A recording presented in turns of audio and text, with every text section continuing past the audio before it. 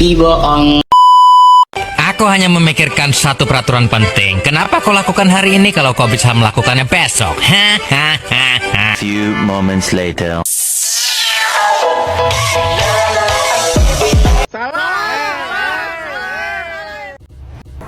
Assalamualaikum warahmatullahi wabarakatuh. Di sini saya akan menjelaskan tentang lembaga pembentuk peraturan perundang-undangan. Yang pertama tentang pengertian lembaga pembentuk peraturan perundang-undangan. Lembaga pembentuk peraturan perundang-undangan adalah lembaga yang diberi kekuasaan atau kewenangan untuk membentuk peraturan perundang-undangan.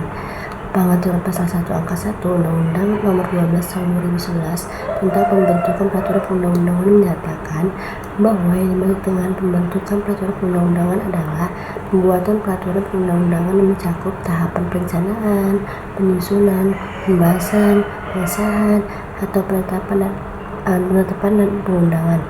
Kewenangan ini diatur dalam Undang-Undang Nomor 12 Tahun 2011 tentang pembentukan peraturan perundang-undangan sebagaimana telah diubah dengan Undang-Undang Nomor 13 Tahun 2022. Pembahasan yang kedua itu tentang lembaga pembentuk peraturan perundang-undangan di Indonesia. Yang pertama itu tentang MPR.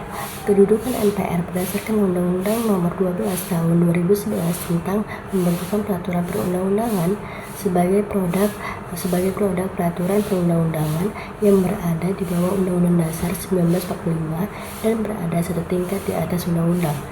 MPR bersifat pengatur hanya berlaku dalam lingkup tertentu, dan MPR hanya dapat mengeluarkan tap MPR yang bersifat penetapan. Yang kedua itu tentang Dewan Perwakilan Rakyat atau DPR. DPR ini sebelum diamandemenkan Undang-Undang 1945, kekuasaan membentuk undang-undang berada di tangan Presiden. Nah, setelah diamandemenkan pada pasal 20 ayat 1, DPR memegang kekuasaan untuk membentuk undang-undang. Pasal 20 ayat 2-nya, setiap rancangan undang-undang dibahas oleh DPR dan Presiden untuk mendapatkan persetujuan bersama. Pembahasan yang ketiga itu tentang lembaga pembentuk peraturan perundang-undangan yaitu DPD atau Dewan Perwakilan Daerah. Mengenai kekuasaan yang dimiliki oleh DPD disebutkan dalam pasal 22D Undang-Undang Dasar 1945. Yang keempat itu Presiden. Pasal 4 ayat 1 Undang-Undang Dasar 1945, Presiden memegang kekuasaan pemerintahan menurut Undang-Undang Dasar. Nah, jadi Presiden itu memegang kekuasaan pemerintahan itu menunjuk kepada pengertian Presiden menurut sistem pemerintahan presidensial.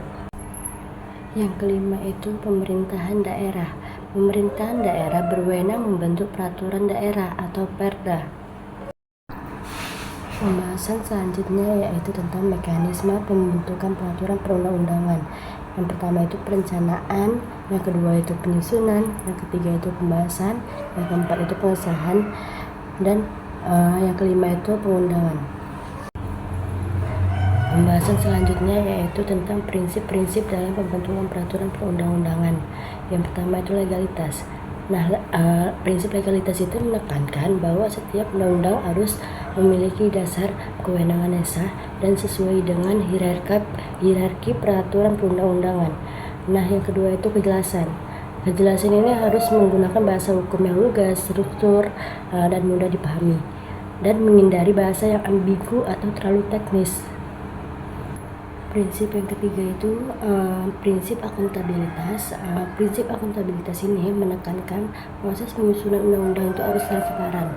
Yang keempat itu prinsip keadilan sosial. Nah, prinsip keadilan sosial ini menekankan bahwa undang-undang bersifat universal dan responsif terhadap kebutuhan masyarakat yang rentan. Prinsip yang terakhir itu prinsip pengawasan dan evaluasi. Nah, jadi undang-undang ini harus dilakukan revisi jika ada kesalahan di dalamnya.